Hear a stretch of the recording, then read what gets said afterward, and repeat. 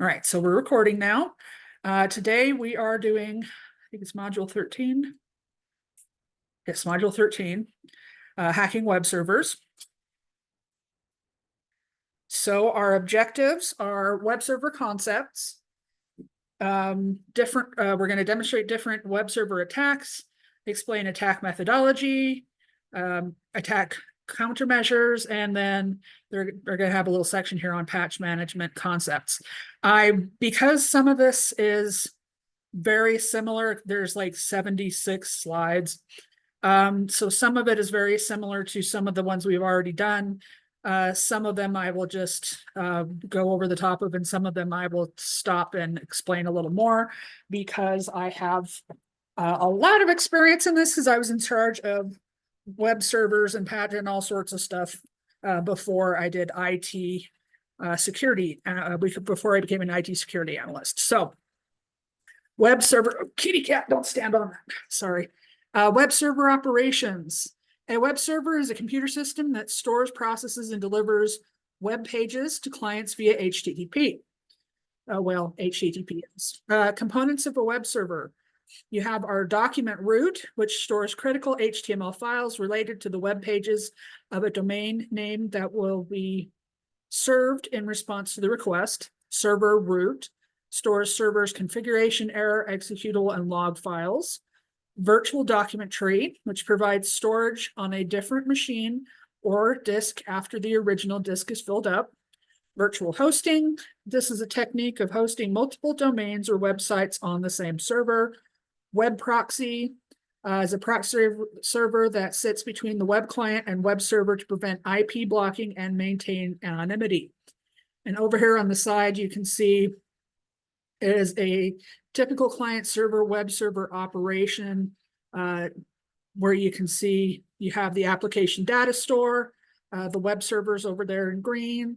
You can see this is the web client down here. That's how you get into the web server. And you can see, okay, the data store or database that comes up here, and then the web server goes over and reaches all of this other stuff. So really the web server doesn't necessarily store everything that it's serving. It's just kind of the point of contact for the web client.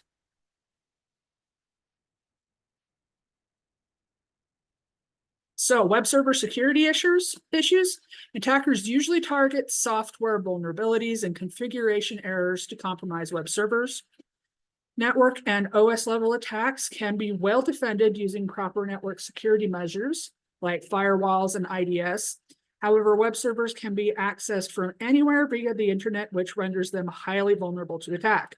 They were the pretty much number one thing that we had targeted in most of the places that I worked. Besides, people when it came to like when the engineering attacks on humans. As far as technology goes, the web servers were the thing that they really like to go after. So, yeah, social engineering. Yes. Sorry, I told you I've been up and down with back spasms. I'm a little tired. But yes, social engineering and attacking people is one of the other things that we deal with, I think, personally the most. But the attack on technology is usually web servers. And in this one, this has a nice little explanation of the different stacks and where web servers fit. The impact of web server attacks: you can compromise user accounts, website defacement, secondary attacks from the website, root access to other applications or servers, data tampering and data theft, and reputational damage to the company. So why are they compromised? Improper file and directory permissions. I will tell you the thing that I saw the most that I had to fix when I came in after when I was hired to do things was problems with the way it was initially set up, or they just didn't keep up the necessary patching. Those were the top two things I had to fix. Improper file and directory permissions, server installations with default settings, enabling of unnecessary services, including content management and remote administration.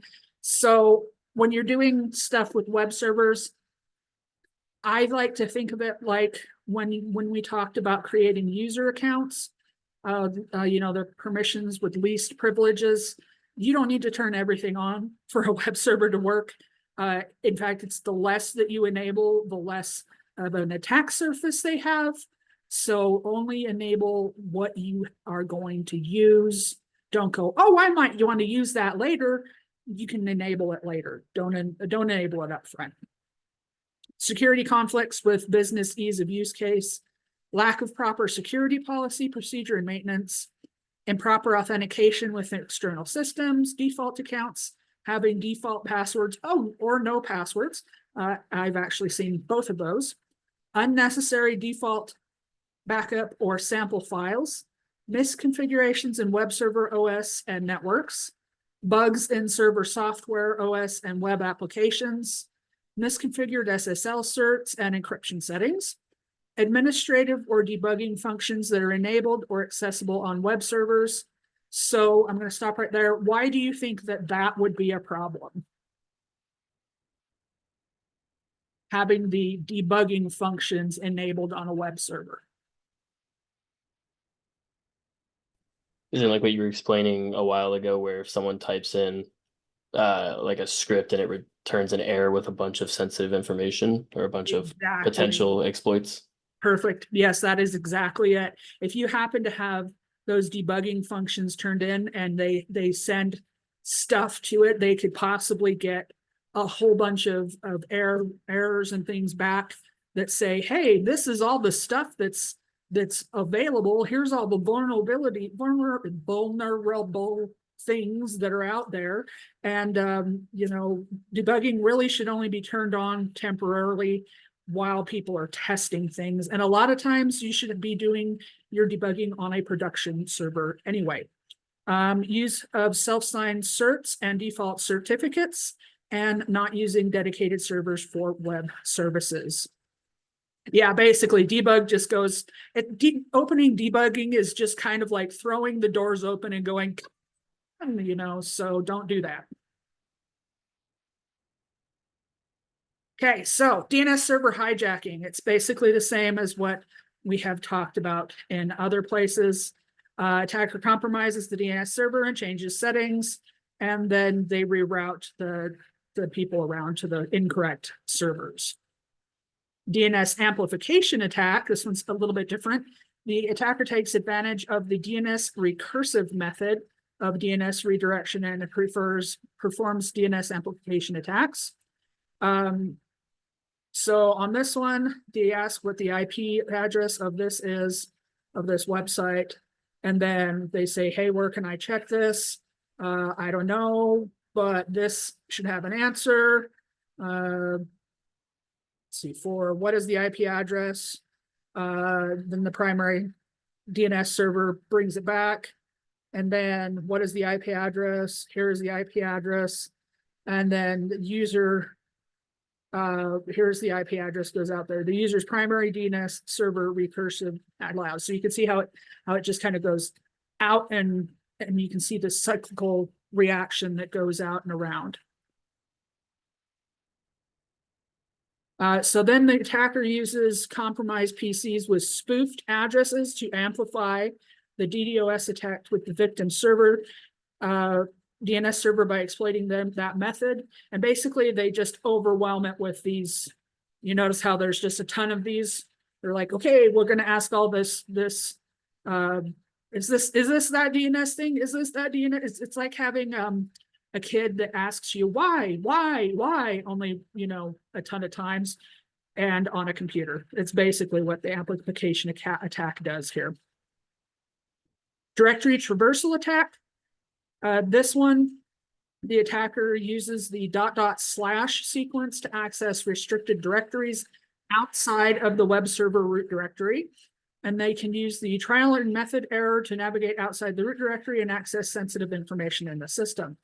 This is one of those, make sure you have things locked down so that people can't get into them, because they should not be able to even add that information to get to traverse outside of those directories. Web defacement. So this one, they just get in and maliciously alter the visual appearance of the web page. I'm sure that pretty much everyone has seen or heard of a lot of the ones where they do that to the .gov sites. They expose the visitors to propaganda. Sometimes they'll even throw MySQL injections in there in order to deface it. It can be all sorts of things. Web server misconfiguration. So server misconfiguration, they're talking about some sort of weakness in the web infrastructure, and then they figure out what that is, and it can be exploited to launch a bunch of different attacks on the servers, like directory traversal, server intrusion, and data theft. You can see a whole list down here. There's just a bunch of different things that you can do incorrectly. I will see the top one that I saw was anonymous or default user passwords and unnecessary services enabled. Those were the ones that I saw the most. HTTP response splitting attack. This one involves adding header response data into the input field, so the server splits the response into two responses. The attacker can control the first response to redirect the user to a malicious website where the other responses are discarded by the browser. So you can see how they have those split out here.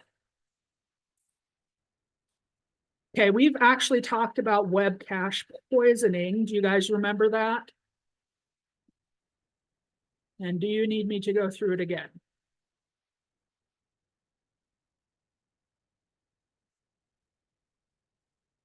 Vaguely. Okay. So web cache poisoning attacks the reliability of an intermediate web cache source. In this attack, the attacker swaps the cached contents for a random URL that they have infected.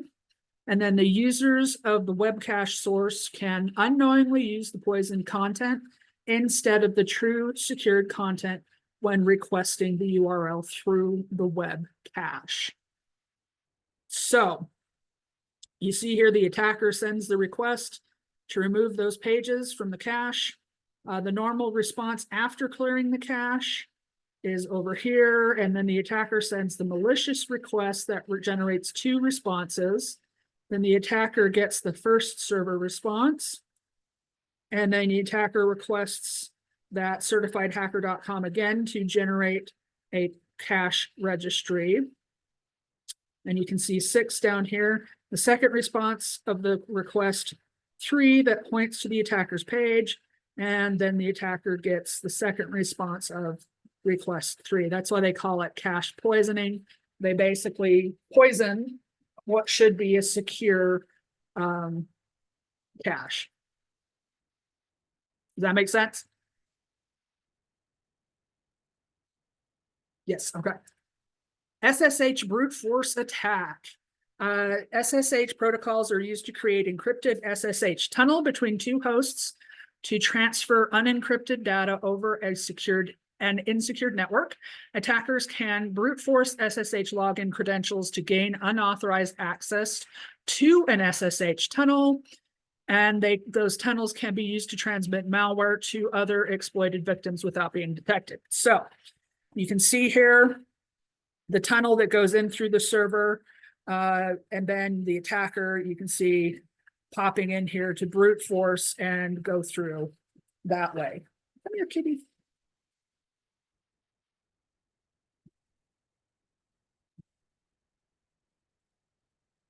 Okay. Web server password cracking. An attacker tries to exploit weaknesses to hack well-chosen passwords.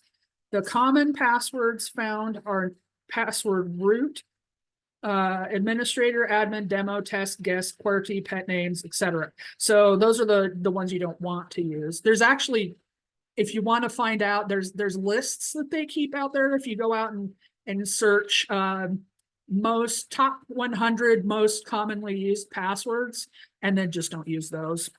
Attackers mainly target SMTP servers, web shares, SSH tunnels, web form authentication cracking, and our ever fun FTP servers.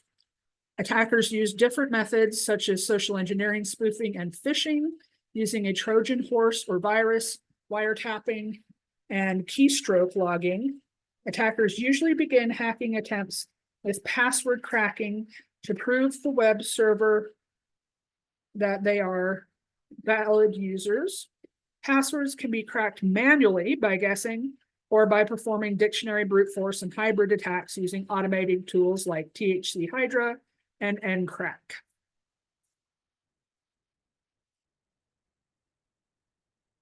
Okay, and these are just some other web server. Our fun DDoS attack. User sends numerous fake requests and it overwhelms the server, which causes the server to crash or makes it unavailable to legitimate users. Man in the middle, manipulator in the middle attacks allow the attacker to access sensitive information by intercepting and altering communications between the end user and web servers. Phishing attacks, you know, we've talked about those. It's you trick them to adding their login credentials.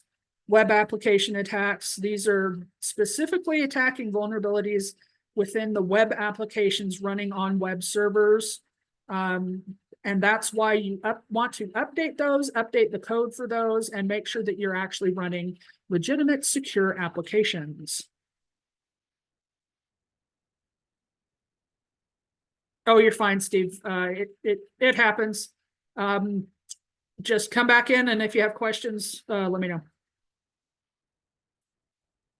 So here is our attack, server attack methodology. So it's very similar to what, you know, this other things that we've gone through. There's information gathering, web server footprinting, website mirroring, vulnerability scanning, session hijacking, and then web server passwords hacking. So information gathering. Information gathering involves collecting information about targeted company. Attackers search the internet, news groups, bulletin boards, etc. So this is just exactly the same as some of the other ones we've had. Attackers use tools like Whois and Whois lookup and query the Whois database to get details about the domain name, IP address, or other autonomous system number information. And as you can see, that one on the right there is just a registrar information record. You can use what's called robots.txt file. This file contains a list of the web server directories and files. So basically, it just gives you a pre-made list of how their file structure is. And the website owner, they want to hide that from web crawlers. An attack can simply request the robots.txt file from the URL and retrieve sensitive information like root directory structure and content management system information about the target website. An attacker can also download robots.txt file of a target website using the wget tool. Web server footprinting and batter grabbing. So gathering valuable system level data such as account details, operating system, software versions, server names, and database schema details. Netcat is a utility that reads and writes data across network connections using TCP/IP protocol, and you can see the commands here. And then Telnet you can use to probe servers to determine the server field in the HTTP response header. And then you can see over here some of the information. Like you can find out, okay, this is an IIS server, this is the version of IIS it uses, and they're using ASP.NET. Here are some other tools that you can use. HTTP Recon, ID Serve, and a bunch of other, and of course our ever-present Nmap for some of that stuff. Enumerating web server information using Nmap. To enumerate information about the target website, attackers can use advanced Nmap commands and the scripting engine. Then there's some examples, and as you can see that Nmap SV, I think I had you do something just like this. So this should look kind of familiar. And those show some examples of what can pop out there. Website mirroring.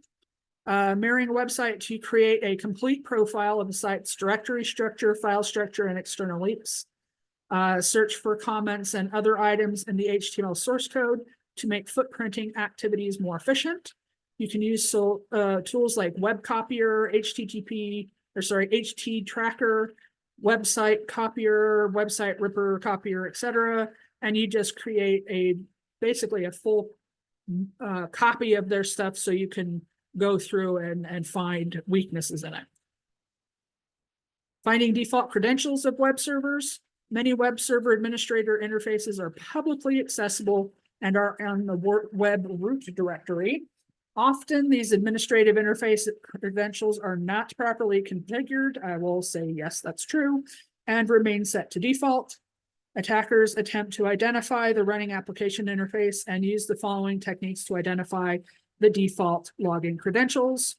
They consult the administrative interface documentation and identify what the default passwords are. You can use Metasploit's built-in database to scan the server. There's other online resources like OpenSesame and CertNet to look at different passwords. And you can always try password guessing or brute forcing attacks. Find default content of a web server. Most web application servers contain what's called default content and functionalities, which allow attackers to leverage attacks. So they check for following default contents and functionalities in the web servers, like administrator debug and testing functionality, sample functionality to demonstrate common tasks, publicly accessible powerful functions, server installation manuals, and then tools like Nick2 help you find that default content. Directory listings of a web server. You wouldn't think that that would be important, but if you know how to find all the different directories, you can find all sorts of things. When a web server receives a request for a directory, it responds to the request in the following ways: returns default resources within the directory and returns an error, or it returns a listing of the directory content. Directory listings sometimes possess the following vulnerabilities allow attacker to compromise web servers: improper access controls, unintentional access to web root of servers. After discovering the directory on the web server, make a request for the same directory and try to access the directory listings. Try to exploit vulnerable web server software that gives access to the directory listings. Attackers use tools such as Deer Hunt to search and analyze directories. Vulnerability scanning. Implement vulnerability scan to identify weaknesses in a network and determine if the system can be exploited. Use vulnerability scanners such as Acunetics Web Vulnerability Scanner and Fortify Web Inspect to find hosts, services, and other vulnerabilities. You can see over there, it's got a nice little list. Sniff the network traffic to find any active systems, network services, applications, and vulnerabilities present. Test the web server infrastructure for any misconfigurations, outdated content, and vulnerabilities using vulnerability scanner like Acunetics Web Vulnerability Scanner. Fighting exploitable vulnerabilities. Search for web server exploitable vulnerabilities based on the web server operating system. That's why when you do error returns, you should make sure that you don't have things like your server OS listed. And software application on the exploit sites like Packet Storm, and then you can use the exploit database. Search for vulnerability based on the information gathered in the previous stages using the exploit database. Exploiting these vulnerabilities allows for the execution of a command or binary on a target machine to gain higher privileges than existing ones, or bypassing security mechanisms altogether. Session hijacking, we've talked about this within other areas, but for Web servers, you sniff the valid session IDs to gain unauthorized access to the web server to snoop data. Use session hijacking techniques like session fixation, sidejacking, cross-site scripting, etc., to capture valid session cookies and IDs. Then use tools like Burp Suite, Ettercap, etc., to automate your session hijacking. Web server password hacking. Use password cracking techniques like brute force dictionary and attack and password guessing to crack web server passwords. Hashcat, THC Hydra, and Ncrack are some tools you can use for that.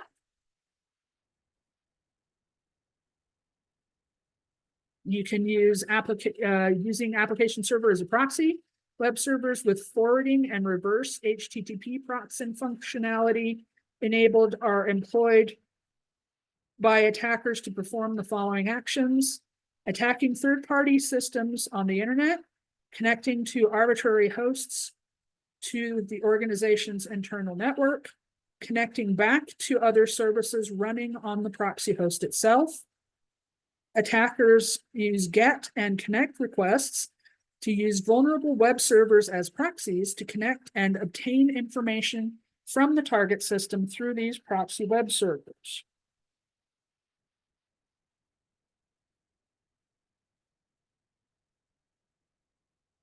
Web server attack tools, Metasploit. We've talked about this a little bit.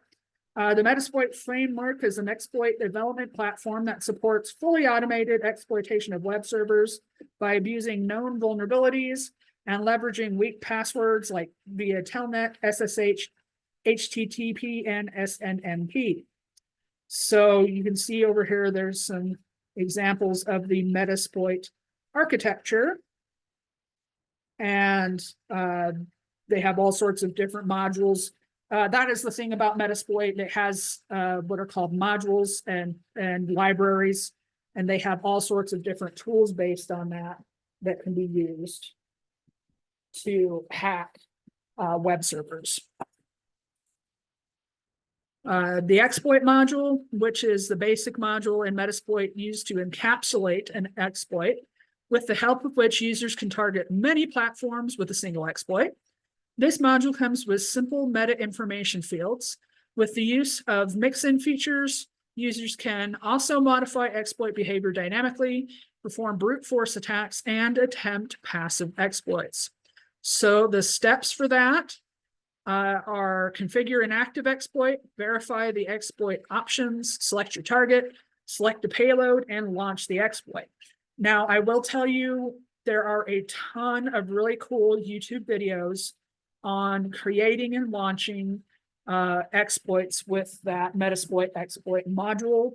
I highly suggest that you, if you are interested, you go out and watch them. Script kiddies really do like to use Metasploit, but there are some, it has some very advanced features that even script kiddies, they would have to learn to use. So a lot of times they don't use the more advanced functions of it. They can use some of the more easily used stuff, but there are all sorts of things like you can create payloads within payloads, and it's just crazy the stuff that you can do with it. The payload and auxiliary modes. So the payload module establishes a communication channel between the Metasploit framework and the victim host, combines the arbitrary code that is executed because of the success of an exploit. To generate your payloads, you have to select a payload using the command as shown in the screenshot. That's the one over there on the top. And as you can see, this Metasploit's on Parrot. It's also on Kali. So whichever of those you choose, you can use Metasploit on. Auxiliary modules can be used to perform arbitrary one-off actions like port scanning, denial of service, and fuzzing. To run an auxiliary, that module, either use the run command or exploit command. The Metasploit notes, I'm sure I'm Other people have called it something that, or NOPS module, generates a no operation instruction used for blocking out buffers. Use the generate command to generate a note sled of arbitrary slide and display in a specific format. And you can see the options there. And then the command to generate, and then the command on the other for a 50 byte note sled. All right, web server attack tools. There's Immunity's Canvas, which provides hundreds of exploits, an automated exploit system, and a comprehensive, reliable exploit development framework to penetration testers and security professionals. Provides features such as client-side exploitation, privilege escalation, advanced web attack technology, and remote kernel exploitation. And then they also have a list of a bunch of other web server attack tools that you can use there too. On to countermeasures. Deep breath, everybody. We're getting there.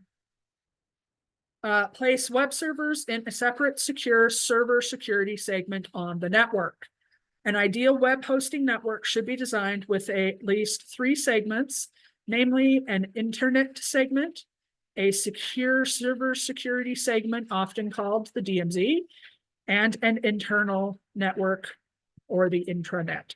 The web server should be placed in the server security segment DMZ of the network, isolated from the public and internal networks. Firewalls should be placed for the internal network and internet traffic directed towards the DMZ. And you can see you have a nice little graphic explaining what should be in the DMZ and how it should connect with the other stuff. Countermeasures. This is the thing that I had to harp on people the most for. Patches and updates. Scan for existing vulnerabilities, patch and update the server software regularly. You would not believe how old some of the stuff was that I had to fix. Before applying any service pack, hotfix, or security patch, read and peer review all relevant documentation. That is because sometimes you will have a patch or security fix that will completely bork the entire server. So be aware of what's going to happen. Apply all updates regardless of their type on an as-needed basis. That way you can roll it back. When it comes to servers and when you're doing large patching, sometimes, especially if you're using VMs, taking a snapshot before you do that is a good idea so that you can go, okay, it was functioning before it, but now it's not functioning. Let's roll it back. Test service packs and hotfixes on a representative non-production environment prior to their deployment in production. That is an excellent idea, but I know a lot of people don't do it. Ensure that service packs, hotfixes, and security patch levels are consistent on all domain controllers. Ensure that server outages are scheduled and that a complete set of backup tapes and emergency repair disks are available, or when you're talking about backups, that you have automated offsite backups or something so that you have scheduled backups, and you have the rule of thumb is that you should have 3, and that is that you should have a current one, you should have an offsite one, and you should have one that is in a different form of media than the other 2, just in case. At least that's what I was taught. But most people don't even keep with that. So keep a backout plan that allows the system and enterprise to return to the original state prior to a failed implementation. See what I mean? Schedule periodic service pack upgrades as part of operations maintenance and never trail by more than 2 service packs. That it's a really good rule of thumb, but you'd be surprised how many people don't do that. Protocols and accounts. Block all unnecessary ports, ICMP traffic, and unnecessary protocols such as NetBIOS and SMB. Harden the TCP/IP stack and consistently apply the latest software patches and updates to system software. If insecure protocols like Telnet, POP3, SMTP, and FTP are used, take appropriate measures to provide secure authentication and communication like using IPsec policies. If remote access is needed, ensure remote connections are secured by using tunneling and encryption protocols. Disable WebDAV if it is not used by the application, or keep it secured if it is required. A lot of times I've noticed one of the best things to do when you're doing remote web development is, unless it's absolutely needed, disable it and require them to actually be inside of your network to use certain things, and it cuts down on the amount of attacks that you have. Accounts, remove all unused modules and application extensions. Disable unused default user accounts created during installation of an operating system. When creating new web root directory, grant appropriate, least possible NTFS permissions to anonymous users of the IIS web server to access the web content. So remember our talking about least privilege, this lines up here too. Eliminate unnecessary database users and stored procedures and follow the principle of least privilege for the database application to defend against SQL query poisoning. Have some really interesting stories to tell you about that. Use secure web permissions, NTF permissions, and net framework access control mechanisms, including URL authorization. Slow down brute force and dictionary attacks with strong password policies, and implement audits and alerts for login failures. Okay, so the eliminate unnecessary database users and all that for SQL.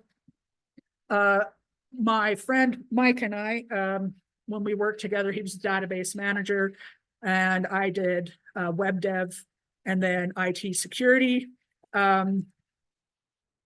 We found some really interesting, and by interesting I mean mistakes that were made previous to our hiring by someone who did not understand SQL databases, proper user sanitation, and they also did not understand that using plain text passwords and storing them on an SQL database was a bad thing. Yeah, so we found all of that in use, as well as plain text over FTP, and both of us were, flailing around and screaming, and it was entertaining probably to other people watching us, but it was just horrifying to see that someone that refused to educate themselves how much damage they could do by just not paying attention and refusing to do the proper updates. Files and directories. Eliminate unnecessary files with .jar files. I will tell you that when it comes to web servers, this is another less is more thing, because when you're doing a lot of website design, as I'm sure maybe Gwen remembers from boot camp and things like that, when you're designing stuff, you can have a lot of extra just crap files. So if you're designing on the server, yeah, yeah, you know what I'm talking about. You really should not be putting those crap files that you designed onto the production server. When I did design, I had, a design computer and stations that I tested things on. And I didn't even remove or move them even over to the server until I had sanitized and cleared everything out. Because you don't want that stuff that you've been testing and messing with, because there's all sorts of mistakes that you could have in there. But I have seen several people who didn't do things like boot camps, or they didn't.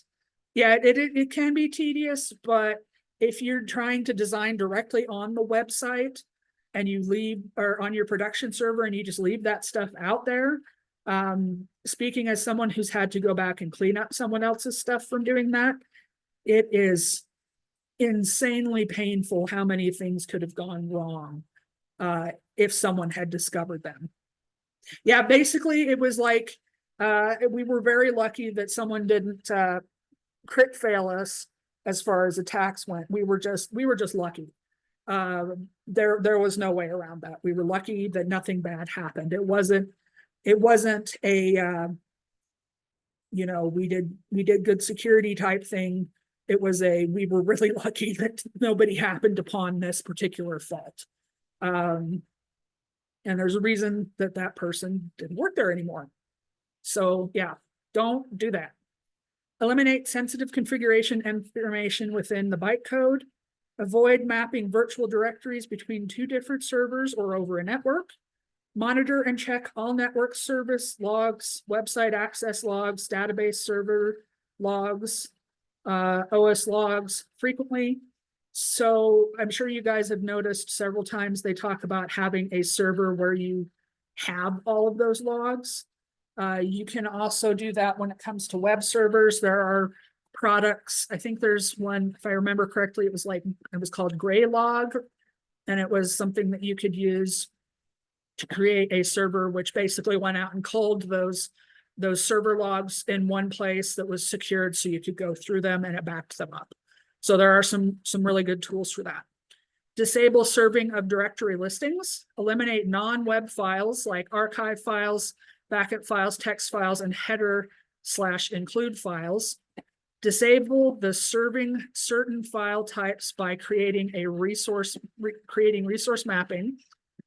Ensure that web application or website files and scripts are stored in a partition or drive separate from that. Yes, and this is a big thing. If you put them in a separate partition from the OS logs and other system files, it makes it that much harder if someone breaks in, because that's physically on another partition. It's harder for them to pivot to that information. Detecting web server attacking attempts or hacking attempts. Use a web server change detection system to detect hacking attempts on the web server. That is one of the easiest ways to check your logs and check for changes. Website change detection systems involve running specific script on the server that detects any changes made in existing executable file or new file included on server, periodically comparing hash values of the files on the server with their respective master hash value to detect the changes made in code base, alerting the user upon any change detection on the server. And that's an automated tool that you can use. Some questions? Somebody remembers my story. Yes, I mean, technically it's on different media and it is not in that location, but yeah, it is not a good thing to store that media in the trunk of your car. All right, how to defend against web server attacks. Ports. Regularly audit the ports on the server to ensure that an insecure or unnecessary service is not active on your web server. Limit inbound traffic to port 80, which is the HTTP, and port 443 for HTTPS. And then you encrypt or restrict intranet traffic. Server certs. Ensure that the certificate data ranges are valid and that the certificates are used for their intended purpose. Ensure that no certificate has been revoked and the certificate's public key is valid all the way to a trusted root authority. Machine config. Ensure that protected resources are mapped to HTTP forbidden handler and unused HTTP modules are removed. Ensure that tracing is disabled. And that's actually a code for doing that. And debug compiles are turned off, which we talked about why that was bad here just a little while ago. Code access security. Implement secure coding practices. Restrict code access security policy settings. Configure IIS to reject URLs with that // and install our new patches and updates.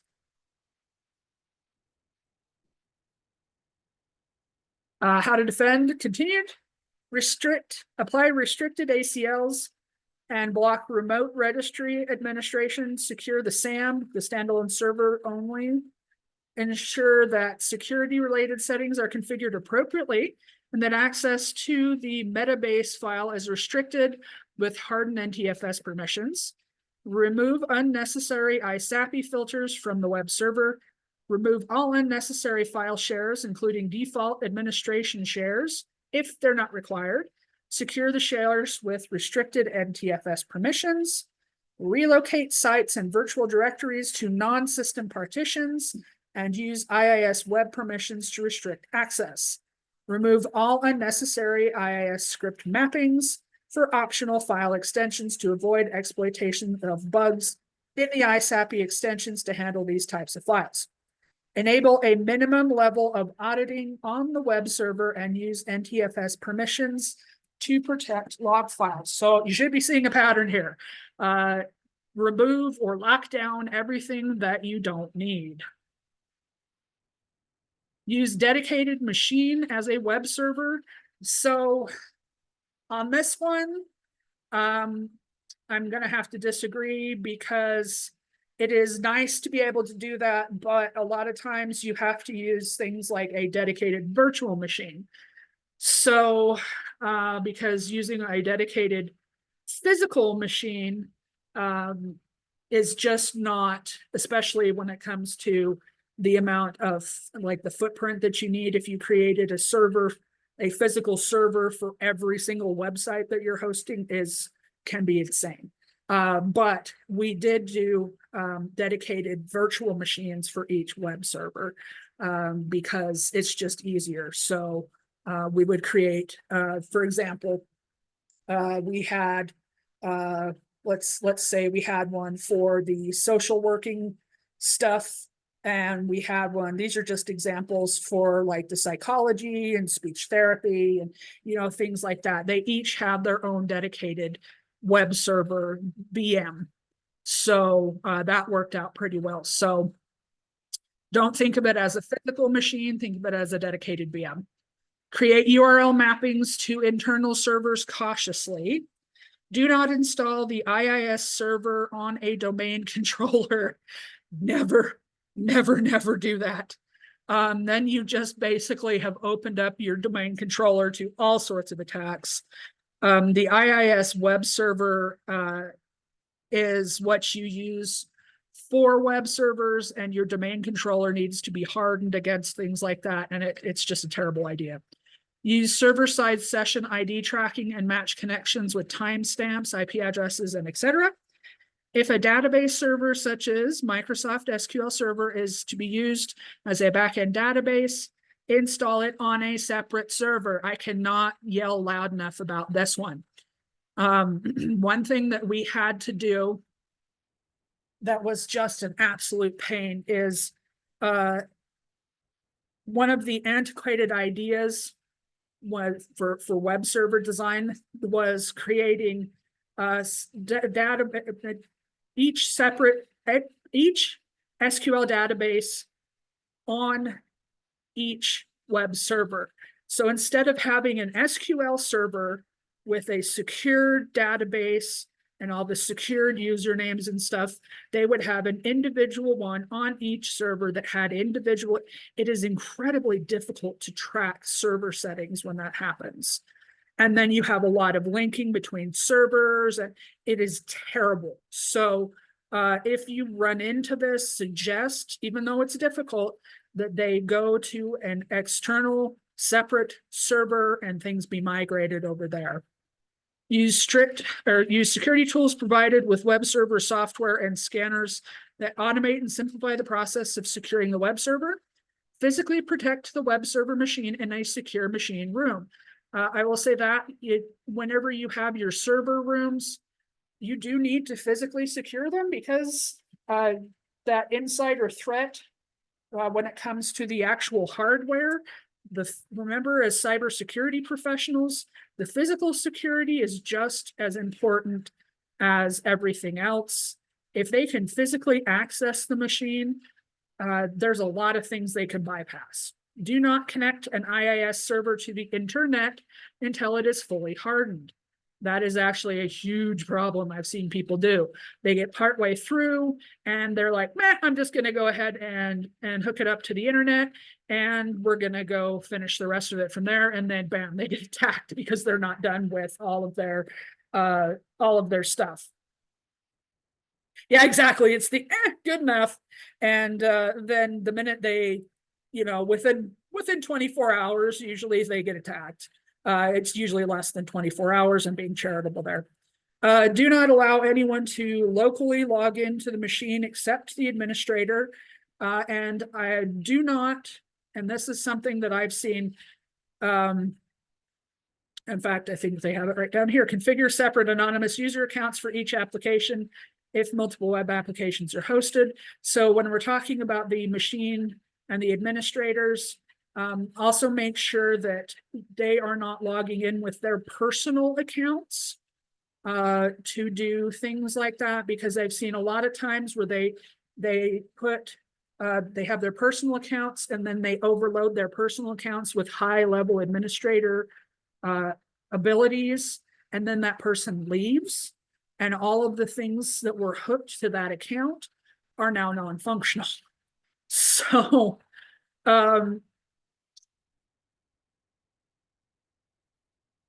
yeah, you know what? I've actually seen that happen a lot of times. I don't know how many times I had to yell at people because they're like, "Oh, we have the servers and the switches over here in this closet," and I'm like, "Well, that's great. Who has access to the keys for the closet that lock it?" And they're like, "What locks?" And it just made me cry. So yeah, I don't know how many times I had to. Luckily, I had a boss that was really great and was like, "Can you just write out the kindergartner's approach to why this is important?" So he was really good at yeah, backing it up. I mean, I don't know how many times I ran into that where it was usually switches and things like that. And for some reason, they thought it was okay to put those in the supply room where everyone had a key to it in the building. And I'm like, this is so not good. and then we had to have an uphill battle with them to tell them, yeah, maybe you should put a lock on this. Yeah, exactly. Yeah, the switches, they aren't important at all. And we also had to have an argument with someone about how you could not take and so they were fiber switches, not cable, and they didn't seem to understand that we couldn't just cut the fiber cables and cut a hole in the floor and drop everything down and rewire the fiber cables with like little connectors. And it was like, that's not how fiber works. So really, the amount of people that just don't understand the technology that you're going to be dealing with as IT professionals, it can be frustrating. Yeah, so just remember where to target the audience when it comes to usually tell them about the absolute worst case scenario, because they will not understand that that it is possible. And they will only hear the good part. They won't hear the worst case scenario. So tell them the worst case scenario first, because they just do not understand. Limit the server functionality, support only the web technologies that you're going to be using. Screen and filter incoming traffic requests. How to defend against HTTP response splitting and web cache poisoning. Basically, these all go with update your software, update your server hardware, and check your run vulnerability scanners. That's how you do all of this. Just run back and look at this one if you want to do the difference between the different admin, application, and proxy server. DNS hijacking. So on this one,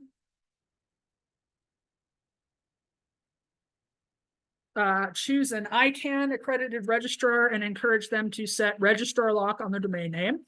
Safeguard the registrants. By that, they mean the person that registered the account, their account information. Include DNS hijacking in incident response and business continuity planning. I could probably name on one hand the amount of times I've actually seen that done, but it is very important. Use DNS monitoring tools, services to monitor the IP address of the DNS server and set alerts. Avoid downloading audio and video codecs to other downloaders from untrusted websites.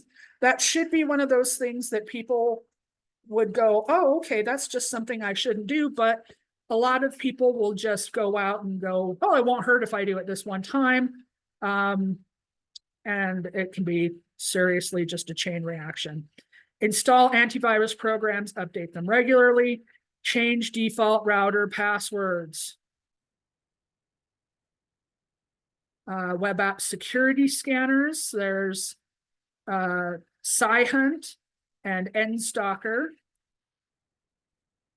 Web server security scanners, Qualys Community Edition, Observatory. I absolutely hate dealing with WordPress servers, but that's just because it's one of my special levels of Dante's Inferno when it comes to that, because I had to do a lot of that.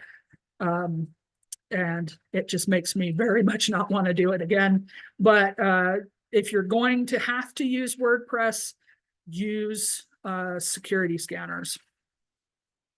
Web server malware infection monitoring tools. We have Qualys Guard malware detection, and then a whole bunch of other ones here. Web server security tools, Fortify Web Inspect, NetIQ, Sophos. I've used, because we had a big Sophos subscription, I've used a bunch of their stuff. It is really cool, but I will warn you, they charge a ton and they charge by module. So it can get really expensive really quickly. Web server pen testing. We have Core Impact, which finds vulnerabilities on the organization's web server. This tool allows users to evaluate the security posture of a web server using present-day cybercrime techniques. And then there's things like Unity Canvas, Web Surgery, and things like that. All right, patch management. This is one of the most important things that you have to drum into anybody working with a web server. Patches and hotfixes. Hotfixes are an update to fix specific customer issues and not always distributed outside the customer organization. So if you have specialty software that you're using, sometimes if you have subscriptions, sometimes they're only sent to subscribers, and sometimes hotfixes and patches will fight. So again, if you're using a VM, which most people are with web servers, make sure you set your restore point before adding them. A patch is a small piece of software designed to fix a problem, security vulnerability, and bugs, and improve the performance of a computer program or supporting data. Users may be notified through emails or through vendor websites. A patch can be considered as a repair job for a programming problem. Hotfixes are sometimes packaged as a set of fixes called a combined hotfix or service packs. Now, we always had what was called, if you've ever dealt with Microsoft, they have Patch Tuesdays. That's usually when they send out their patches. So we would rotate whoever stayed late on Tuesdays or Wednesdays, and they would babysit all the servers and make sure all the patches got pushed out for all that stuff. And then because we had so many servers, we had 2 or 3, we had people that were designated to specific servers to keep track of the patches for those that information. So patch management is a process used to fix known vulnerabilities by ensuring appropriate patches are installed in the system. Automated patch management process. Detect, use tools to detect missing security patches. Assess the issue and associated severities by mitigating the factors that may influence the decision. Acquire, download your patch for testing, test. Install the patch first on a testing machine to verify consequences of the update. deploy the patch on computers and ensure the applications are not affected, and maintain, subscribe to get notifications about vulnerabilities as they get detected. Installations. So, identifying appropriate sources for updates and patches. First, make patch management plan that fits the operational environment and business objectives. Find appropriate updates and patches on the home sites of applications or OS system vendors. The recommended way of tracking issues relevant to proactive patching is to register with home sites to receive alerts. Installation of a patch. Users can access and install security patches via, the web. Patches can be installed in 2 ways: manual, that's where you just download it, and then automated installation, that uses an application with an auto update feature.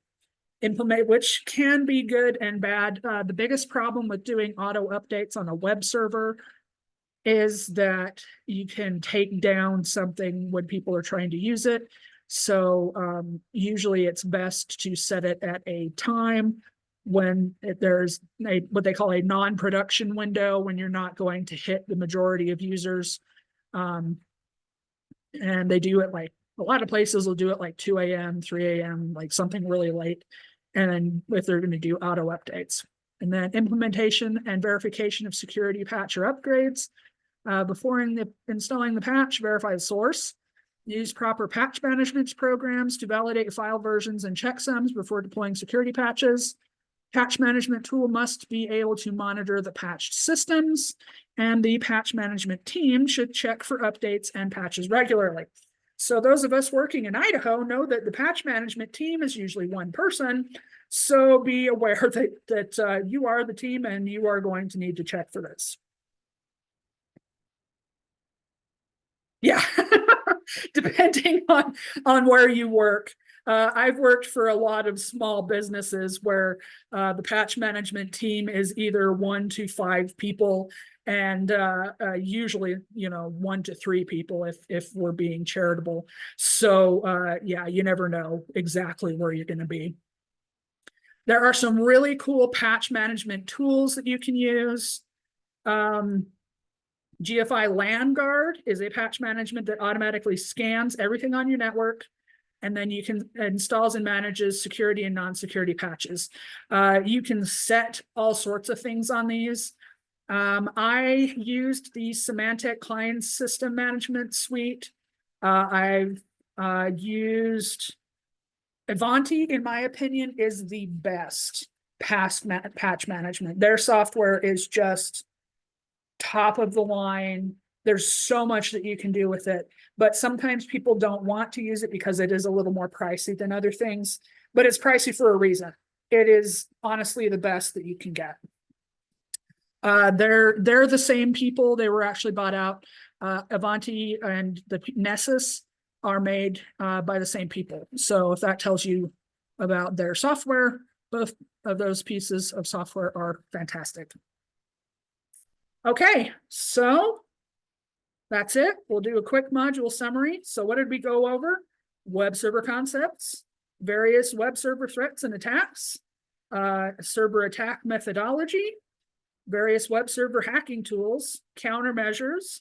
Then we talked about securing web servers with web server tools, and then our patch management.